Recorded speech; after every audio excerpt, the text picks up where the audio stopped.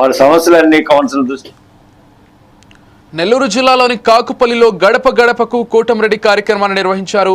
క్షేత్రస్థాయిలో పర్యటిస్తే ప్రజలు వాస్తవిక సమస్యలు తెలుస్తాయని టీడీపీ నేత కోటంరెడ్డి గిరిధర్ రెడ్డి అన్నారు. రాష్ట్ర ప్రభుత్వం అమలు చేస్తున్న సంక్షేమ పథకాలను ప్రజల్లోకి తీసుకెళ్తున్నామని చెప్పారు. నిత్యం ప్రజల కోసం పోరాడతామని, ప్రజల్లోనే ఉంటామని గిరిధర్ రెడ్డి తెలిపారు.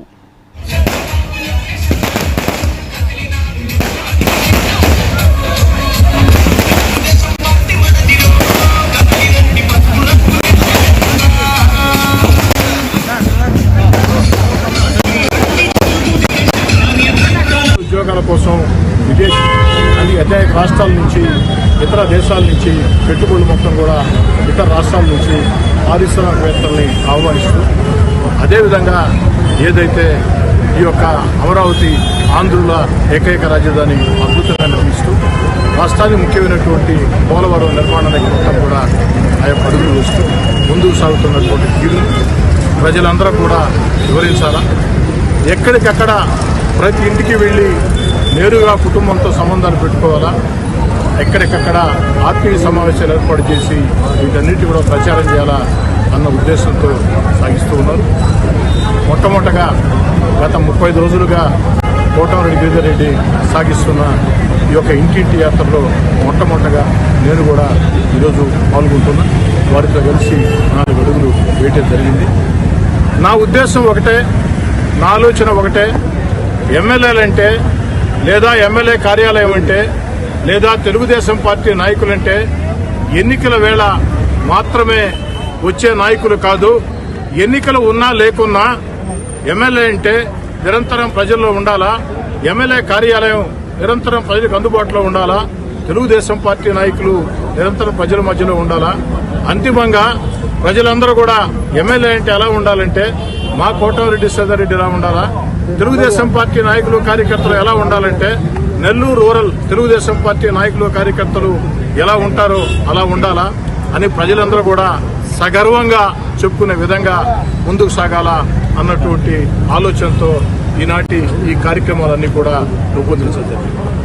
గ్రామ గ్రామం, ఇళ్ళు, నగరంలోని డివిజన్లు ఇవన్నీ కూడా కోటంరెడ్డి గిరిధర్ రెడ్డి తిరిగేటప్పుడు అపూర్వ స్పందన. ప్రజల్లో తెలుగుదేశం పార్టీ ప్రభుత్వం పట్ల, చంద్రబాబు గారి పట్ల వెల్లువెత్తున్నటువంటి ఒక అపూర్వ స్పందన నిజంగా అద్భుతం.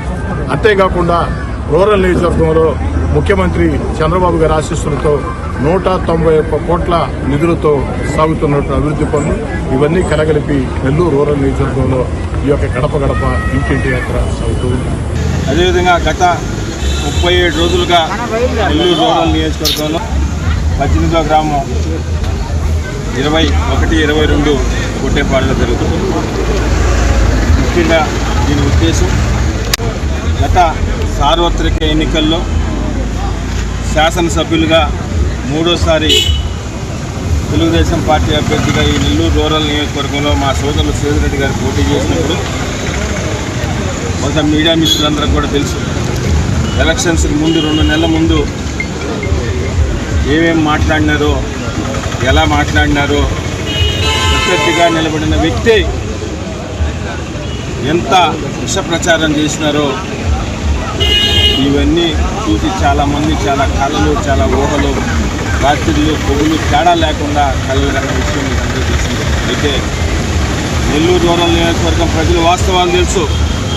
నెల్లూరు రూరల్ నియోజకవర్గం ప్రజలకి ఎవరైతే అందుబాటులో ఉంటారో, ఎవరైతే ఫోన్ చేస్తే పలుకుతారో, ఎవరు మన కుటుంబ సభ్యుడు, ఎలక్షన్స్ వచ్చినప్పుడు 5 సంవత్సరాలకు ఒకసారి కాకుండా ఇంటికి పోతే మిద్ది దిగి 2-3 గంటలు కూర్చోబెట్టే వ్యక్తి కాకుండా ప్రతిరోజు నిత్యం